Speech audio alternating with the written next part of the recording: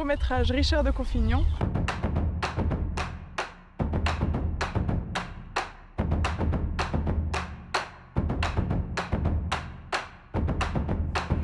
Nous sommes toutes et tous vidéastes, ingénieurs du son, réalisateurs, producteurs, techniciens, logisticiens, historiens, reconstituteurs, hommes et femmes.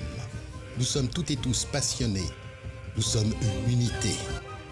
Nous partageons avec vous, avec le sourire et beaucoup d'émotion, les coulisses de notre tournage, de notre court-métrage sur Richard de Confignon.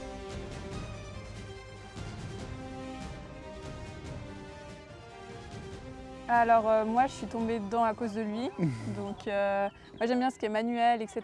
Donc typiquement on a cousu ma robe et des choses comme ça, donc c'est peut-être là-dedans que je m'y retrouve le mieux.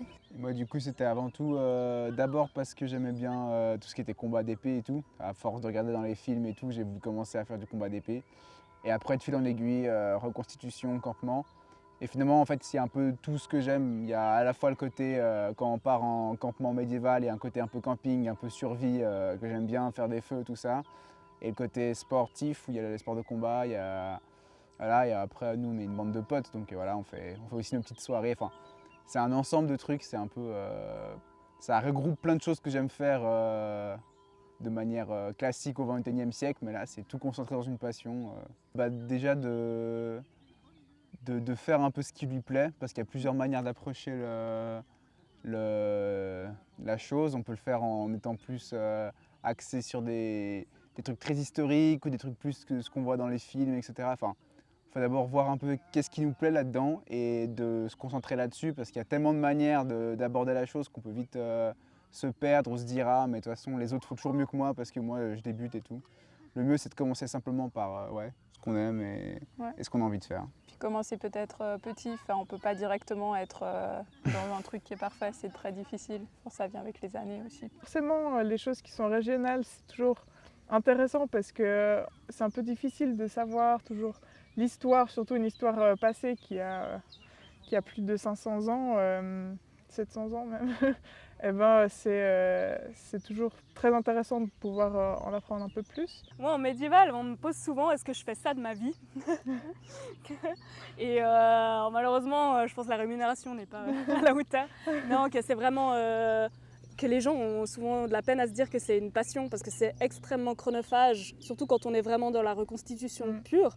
Donc ça, c'est aussi un conseil, si quelqu'un a envie de se lancer dedans, il faut vraiment qu'il soit passionné du début à la fin de la confection. Bon, après, pas besoin de faire son matériel soi-même, même si c'est très gratifiant. Mais c'est très chronophage, point de vue non seulement pendant les médiévales ou comme ça, mais aussi pour la reconstitution elle-même, quoi. Voilà. Donc c'est une passion, c'est pour ça qu'on aime faire ça. Et puis, voilà. ça peut être même, en fait, presque tous les jours, on peut être dedans pour aboutir des projets, finir une robe, faire des galons. Et puis c'est aussi de la recherche au niveau iconographie, niveau histoire, livres, etc. Donc c'est sûr, ça prend énormément de temps. Quand on est entre nous et puis qu'on fait des projets comme ceux-là, ou pendant les médiévales, qu'on est là tous ensemble, qu'on tourne les yeux et puis que partout tout est historiquement juste et on est vraiment plongé dans cette époque, c'est vraiment un sentiment très sympa, quoi. Ouais. Et aussi pouvoir apporter aux gens, des personnes qui sont totalement détachées de ce milieu-là et qui connaissent rien du tout, pouvoir leur apporter cette notion historique et leur expliquer quels sont les éléments qui font notre histoire aujourd'hui et puis les coutumes de l'époque. Ouais, moi ça a commencé déjà très jeune avec l'Heroic Fantasy, tout ça, tous les bouquins, Seigneur des Anneaux et toute la panoplie qu'il y a à côté. Et puis après, j'ai eu un pote en commun avec qui j'ai bu une bière qui m'a dit « Ouais, tiens, je fais des cours d'escrime dans une salle, ça te tente et tout ». Je suis venu, j'ai rencontré Gaëtan et tous les autres qui s'entraînaient là. Et c'était parti pour la compagnie, quoi. J'étais chaud patate, quoi. Et toi ? Et puis moi, c'est aussi depuis tout petit que je suis passionné par le médiéval, par cet univers-là. Et ouais, ça fait 10 ans maintenant, bientôt 11, que je fais de l'escrime médiéval. Et ça m'a jamais déplu d'en faire. Et puis plus on a avancé, on a créé une troupe médiévale pour vraiment faire des fêtes médiévales. Et à chaque fête, on est de mieux en mieux. Et ça me plaît de plus en plus. Donc je suis vraiment content d'avoir cette passion. C'est une passion qui est épuisante, mais c'est un bon épuisement. qui est ressourçant et qui fait du bien. Aussi le fait de, comme on fait plein de présentations pour les gens, pour le public qui ne connaissent pas forcément, leur montrer ce que c'est, leur expliquer ce que c'est. Je trouve que c'est quelque chose de vachement intéressant parce que c'est des choses qui se perdent aujourd'hui. Et c'est quand même un peu c'était nous avant, quoi. Ça va Bien. bien. C'est une première, donc curieuse au début, puis intéressant de voir aussi comment ça se passe en vrai, toutes ces prises. Ouais, alors là, personnellement, c'est pas la reconstitution précisément, c'est plus le monde médiéval en général. Parce que je dirais que déjà petite, j'avais un papa qui me racontait beaucoup d'histoires, alors beaucoup plus fantastiques, du type Seigneur des Anneaux et ce genre de choses. Donc forcément, ça amène après un peu tout cet univers-là, mais c'est peut-être un peu plus fantastique que reproduction et historique, plus précisément.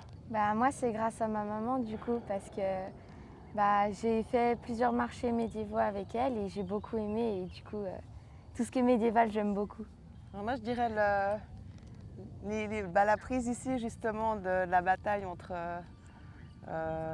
Richard adulte et son oncle, et qu'on était posé derrière à figurer. Moi, c'est quand j'ai joué dans l'herbe avec Léon et que la caméra, elle tournait autour.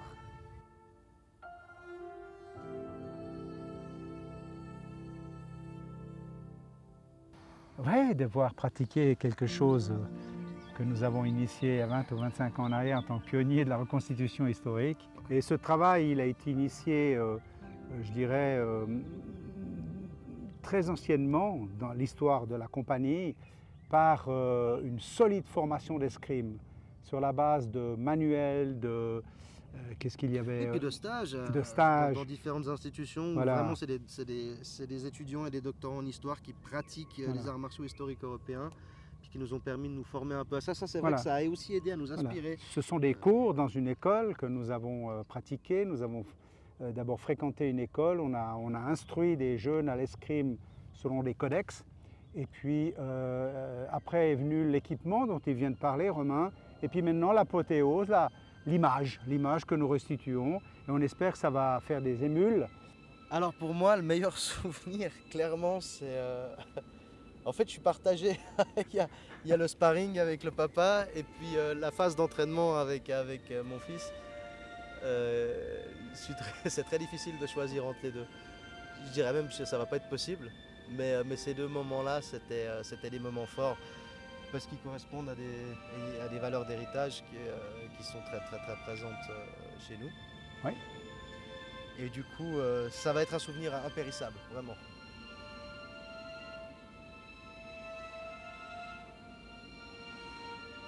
Alors moi aussi, évidemment, de pouvoir, à mon âge, pouvoir refaire cette reconstitution, revenir après une longue absence pour différentes raisons, et voir tous ces jeunes qui ont fait des recherches, dont l'habillement est beaucoup plus authentique, c'est une grande satisfaction et de voir que ce qu'on a initié il y a très longtemps apporte ses fruits. Mais c'est vrai que l'échange d'escrime et le partage des phrases d'armes avec mon fils m'a procuré beaucoup d'émotions, effectivement. Voilà. C'est une vieille complicité de très longtemps.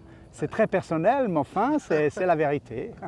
Je veux dire, le mot de la fin, la devise des Confignons. Alors après, réel ou supposé, j'ai encore des doutes sur la question. Je ne sais pas si j'aurai un jour le fin mot, mais rompre toujours.